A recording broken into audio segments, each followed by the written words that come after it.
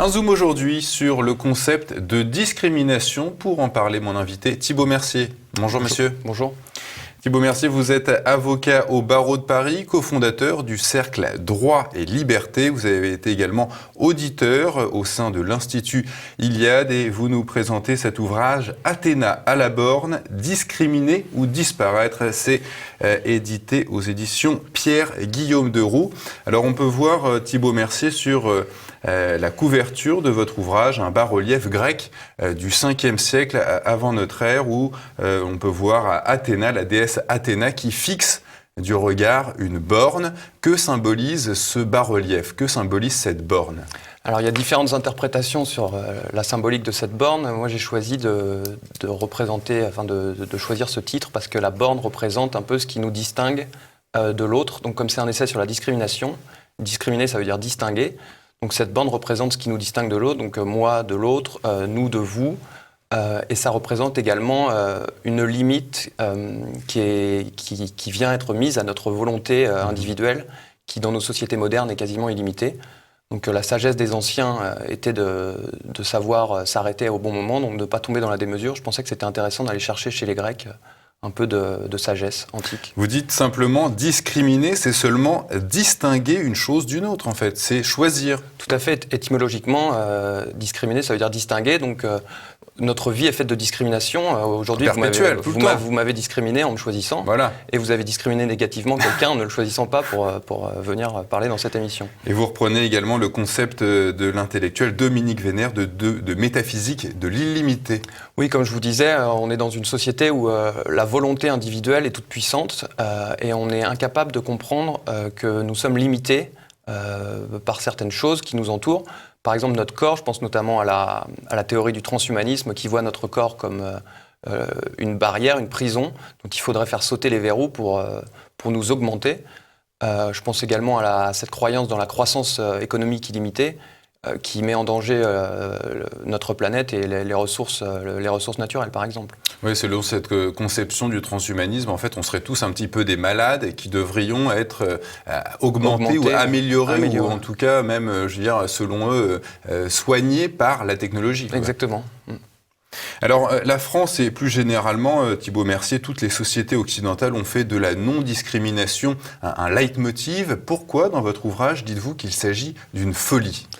Écoutez, si un pays est incapable de se distinguer d'un autre, il finira par ne plus exister. Donc là, on voit bien que cet absolu, maintenant la non-discrimination, c'est devenu un absolu. On a une espèce d'idée d'intégration totale ou d'égalité totale. Et finalement, en devenant l'égal de l'autre, on se dissout, on n'existe plus. Donc un pays qui n'est plus capable de dire, par exemple, de privilégier ses citoyens par rapport à un autre, n'existera plus sur la scène politique. Donc c'est vraiment devenu une folie dans les sociétés occidentales qui sont incapables de garder conscience d'elles-mêmes et donc de se défendre. Donc c'est la menace, comme vous dites, de discriminer ou de disparaître. Oui, évidemment. Soit on prend conscience de qui nous sommes et que nous devons défendre notre identité et nos modes de vie, soit nous allons disparaître, pas en tant qu'individu, mais en tant que nation, en tant que culture, en tant que peuple. Vous dites qu'avec cette idéologie, le doute, alors vous parlez un petit peu de justice, le doute ne bénéficie plus à l'accusé, le juge peut condamner sans preuve. Oui, alors c'est vrai qu'en droit pénal, la discrimination, c'est le fait de refuser un bien ou un service ou une embauche à une personne selon certains critères qui sont interdits. Je pense notamment à la religion, à la race, à l'ethnie, à l'apparence physique. Alors évidemment, en droit pénal, comment on va pouvoir prouver une intention ou une non-intention. Si je vous choisis ou si je ne vous choisis pas, si je ne vous donne pas d'éléments oraux, comment le juge va-t-il savoir ce que j'ai voulu en mon fort intérieur? Si j'ai discriminé sur un motif autorisé ou non, par exemple, je vous ai choisi, est-ce que je vous ai choisi parce que vous êtes un homme? Est-ce que je vous ai choisi parce que vous êtes compétent?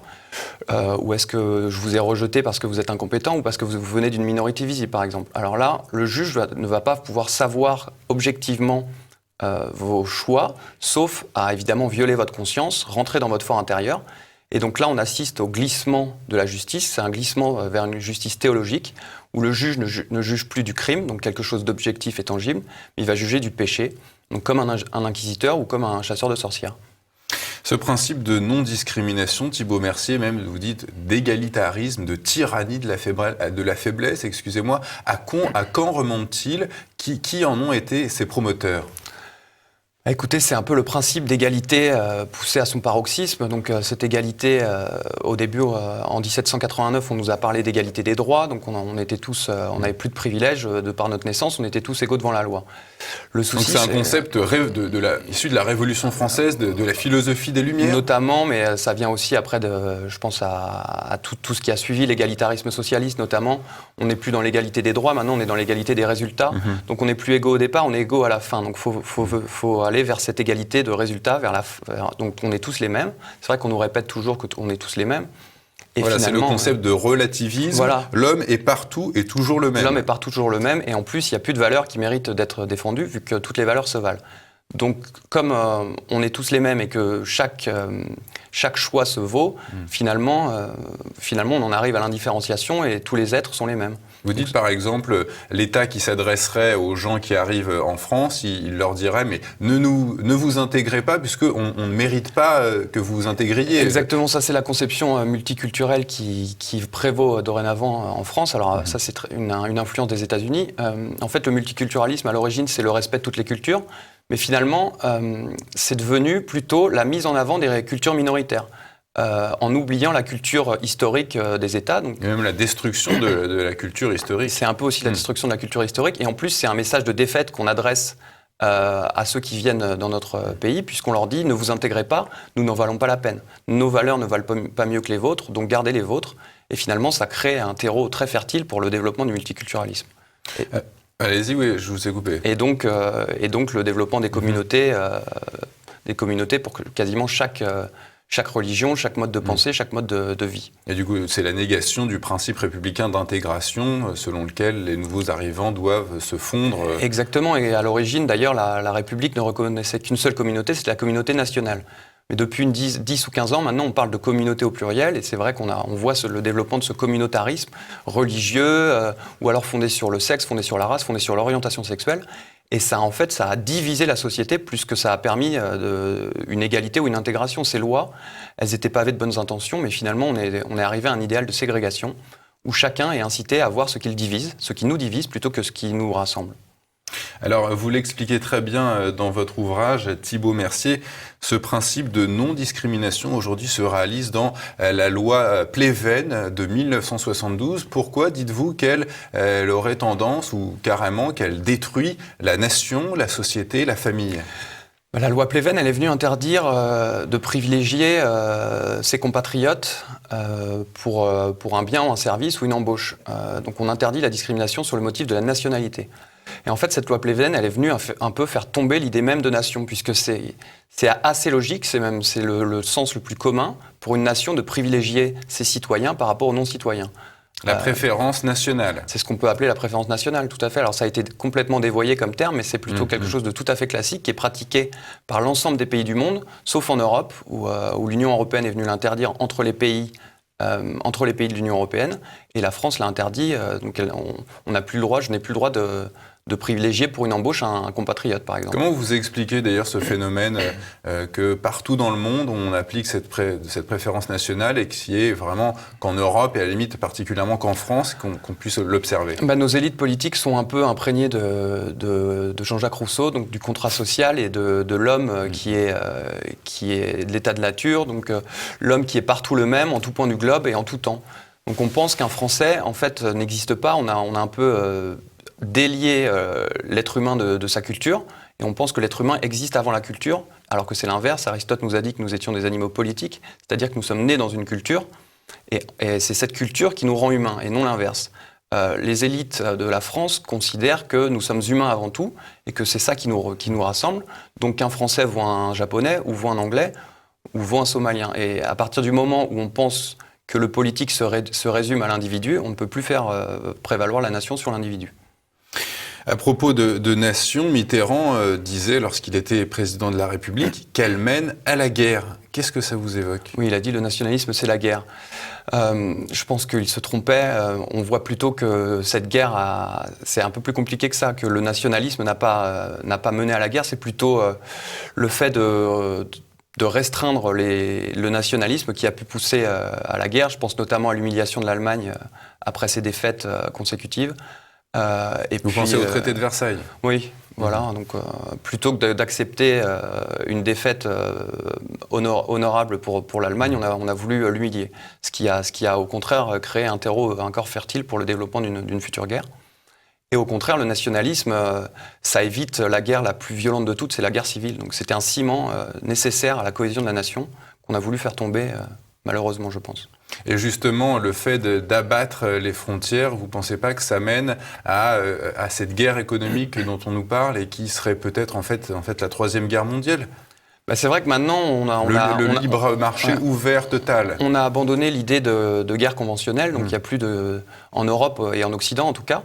Mais on voit bien que cette volonté de puissance, cette inimitié entre les États est partie vers le domaine économique. Et là, on voit bien la guerre économique que mènent les États-Unis contre la Chine, mais également contre l'Europe. Il disait, les Français l'ignorent, mais il existe une guerre à mort entre les États-Unis et nous. Bien sûr. Alors, on peut voir le nombre de sanctions économiques qui ont été prononcées contre les sociétés européennes.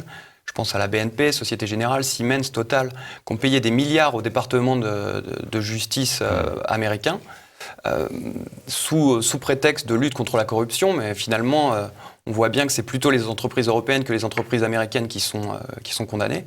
Donc les États-Unis n'ont absolument pas abandonné cette idée de puissance et ils ne sont pas dans une espèce de pacifisme niais. Ils ont bien compris que politiquement, il fallait peser et l'économie est une des nouvelles armes sur la scène internationale. Alors justement, vous expliquez que l'Union européenne, le droit international et surtout, on y vient, les grandes multinationales ont été très prolifiques dans l'avènement de cette idéologie de la non-discrimination. Comment vous expliquez ce phénomène que ces entités, Union européenne, droit international, enfin c'est pas une entité, mais que les grandes multinationales se soient investies à ce point dans l'avènement de cette idéologie? Écoutez, pour les grandes multinationales, c'est assez simple, ça les arrange. Enfin, elles n'en ont pas nécessairement conscience, mais évidemment, c'est mieux d'avoir un marché global que des marchés particuliers. Avec un seul produit, si tous les êtres humains sont fongibles, si le consommateur est unique, ça va être beaucoup plus facile de les satisfaire. Donc c'est vrai qu'on voit que les multinationales ont été à l'avant-garde de la promotion de la discrimination positive, par exemple, des promotions des politiques diversitaires au sein de leurs entreprises. Pour les cours européennes, je pense notamment aussi à la Cour de justice de l'Union européenne. Ils pensent également que l'ordre est global et non national. Donc ils ont encore cette idée que l'être humain est universel. Et je pense à une décision de la Cour de justice de l'Union européenne qui est venue condamner une société d'assurance qui pratiquait des tarifs plus avantageux pour les femmes parce qu'elles avaient moins d'accidents sur la route. Alors là, on nous a dit que c'était contre l'égalité. Il fallait que les hommes et les femmes payent le même prix, alors que les femmes étaient plus vertueuses, donc c'était plutôt logique qu'elles payent moins. Vous voyez, là, c'est encore une idéologie qui a pris le pas sur la réalité et les faits. Et justement, vous parliez du consommateur parfait, du travailleur idéal, de celui qu'on peut, de l'individu interchangeable à l'infini. Il est le même consommateur au Japon, aux États-Unis, en France. Tout à fait. Alors, c'est aussi ce qui sous-tend... L'idéologie du mémisme que vous nommez. Voilà. Donc, on fait de l'homme un individu interchangeable, un homo economicus qui produit et qui consomme, mais on oublie sa culture, on oublie ses besoins spirituels. Et en fait, ça sous-tend ce droit imprescriptible à l'immigration qu'on voudrait nous imposer maintenant, puisque de toute façon, l'homme est le même partout, en tout temps. Un Français vaut bien un Sénégalais et on pourrait très bien être interchangeable. Donc tout le monde est français et tout le monde peut venir en France ou tout le monde peut venir en Occident. Donc ça, c'est vraiment la logique économique qui prime. Alors, je ne sais pas si nos téléspectateurs s'en souviennent, mais en 2001, l'école Sciences Po avait décidé de réserver un certain nombre de places aux élèves dits des quartiers sensibles. Et voilà, pour vous, cette notion de discrimination positive, on appelait ça comme ça à l'époque, il s'agit d'un principe raciste et sexiste. Expliquez-nous pourquoi. Bon, déjà, le principe en lui-même, étymologiquement, ne veut rien dire, puisque discriminer positivement, on va nécessairement discriminer négativement quelqu'un en plus. Donc, oui, si on choisit quelqu'un en faisant exprès, on va forcément éloigner quelqu'un d'autre. Exactement. Alors ensuite, cette discrimination positive, elle incite à ne voir qu'une seule facette de la personnalité des personnes, donc, soit la race, soit le sexe en général. Donc on va vouloir mettre en avant une seule de nos particularités, Et ça nous réduit à notre essence, qui est notre essence soit sexuelle ou raciale. Et finalement, quand on dit il n'y a pas assez de noirs à la télévision, ça veut dire il y a trop de blancs. Donc on va réduire les personnes à leur race, et c'est assez dérangeant. Et c'est exactement la même chose dans les conseils d'administration, par exemple, où on nous dit qu'il doit y avoir plus de femmes, donc mener à la parité.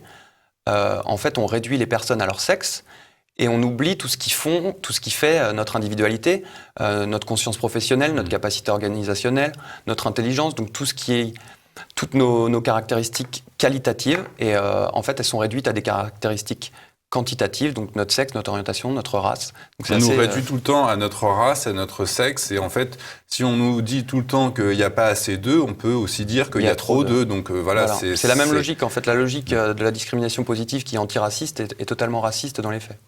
Alors, vous reprenez, Thibaut Mercier, l'expression du grand romancier français Jean Raspail, la dictature de Big Other ou religion de l'autre. Est-ce que vous pouvez nous expliquer ce que ça recouvre ? Écoutez, j'essaie de démontrer dans cet essai que la notion de non-discrimination est empreinte d'une sorte de sous-marxisme culturel. Donc avant, on voyait que c'était la révolution du prolétaire contre le bourgeois pour le pouvoir. Maintenant, c'est la révolution du dominé contre le dominant.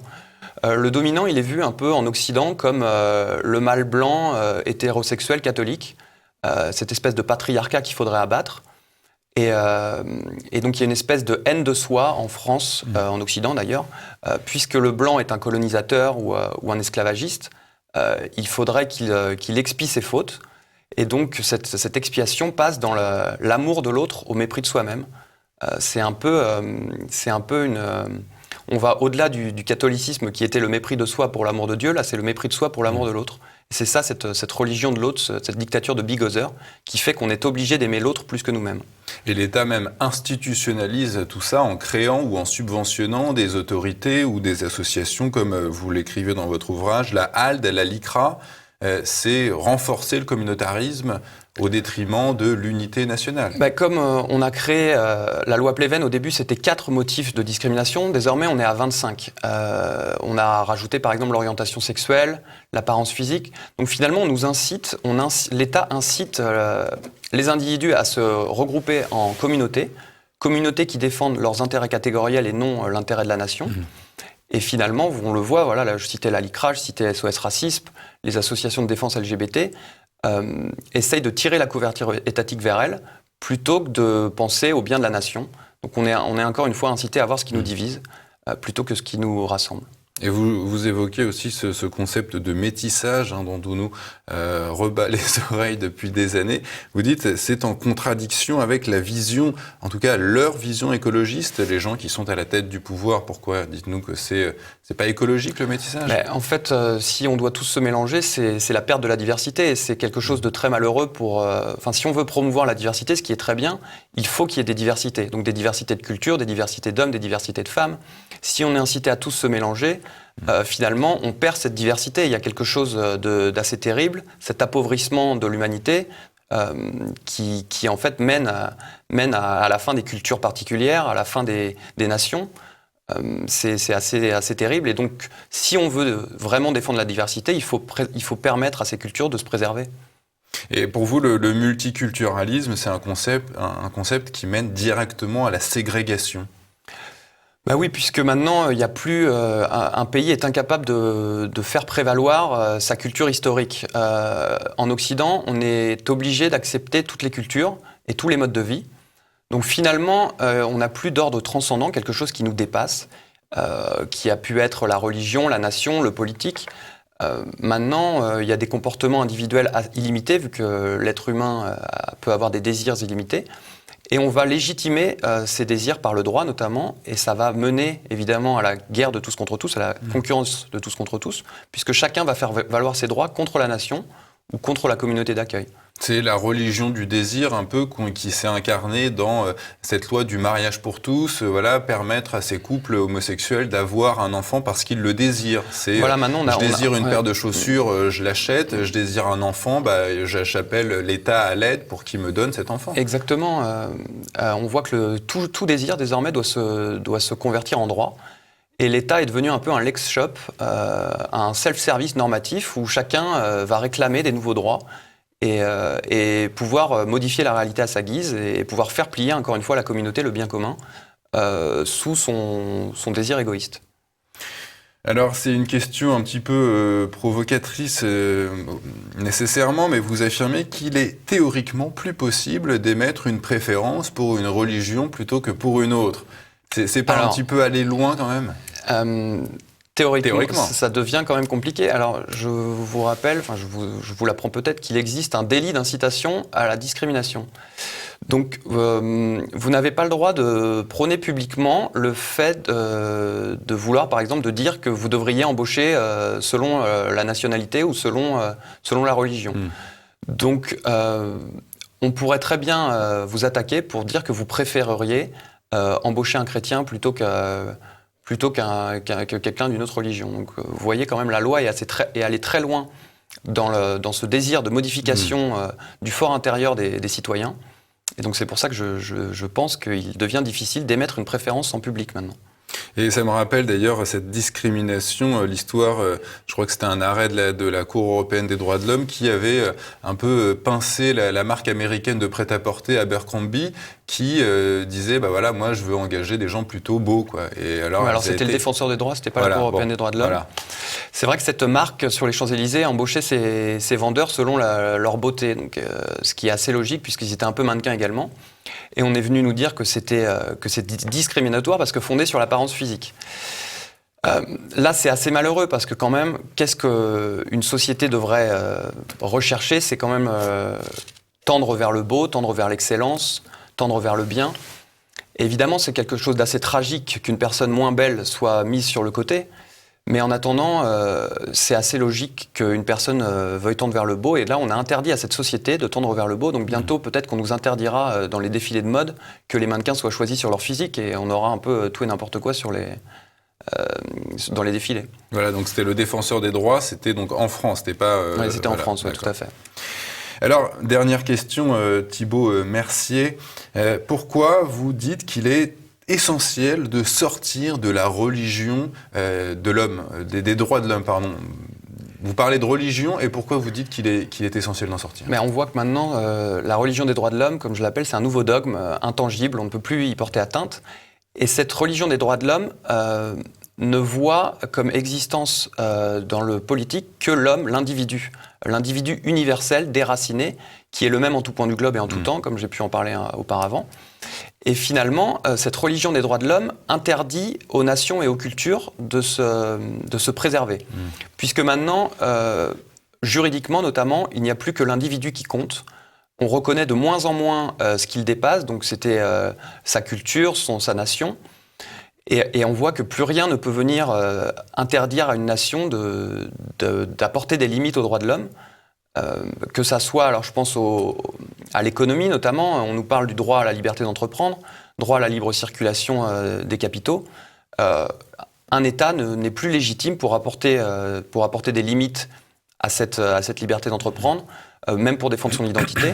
Et je pense également à cette espèce de droit de l'hommisme qui vient pourrir un peu les cours européennes. Et une décision, par exemple, de la CEDH qui est venue interdire à la France d'expulser un terroriste vers l'Algérie parce qu'il aurait peut-être risqué la peine de mort en Algérie. Et là, on voit que le droit est venu défendre un coupable plus que la nation française qui était quand même sous le coup de ce terroriste et qui aurait pu légitimement demander son expulsion pour se défendre. Il me semble qu'une religion, ça repose sur une révélation quelque part. Quelle serait la révélation de cette religion des droits de l'homme ? Est-ce que c'est la Révolution française? Est-ce qu'il y a une révélation quelque part, une transcendance dans cette religion? On peut voir, oui, c'est vrai que cette révélation, 1789, a voulu faire fi de notre passé, de notre culture, notre héritage. Table rase. Faisons table rase du passé pour créer l'homme nouveau, l'homme universel. Donc c'est un peu ça, cette révélation. Et puis après, oui, il y a eu toute cette République, la République qui est fondée sur la laïcité, sur la fin en fait, de son héritage, qui se veut, la République n'existerait que depuis 1789, alors que la France existe depuis plus de 2000 ans. La République est exclusive. Un petit peu, ouais. Thibaut Mercier, je rappelle le titre de votre ouvrage « Athéna à la borne, discriminer ou disparaître ». C'est aux éditions Pierre-Guillaume Deroux, en collaboration avec l'Institut Iliade, dont vous avez été l'auditeur. Thibaut Mercier, merci. Merci à vous.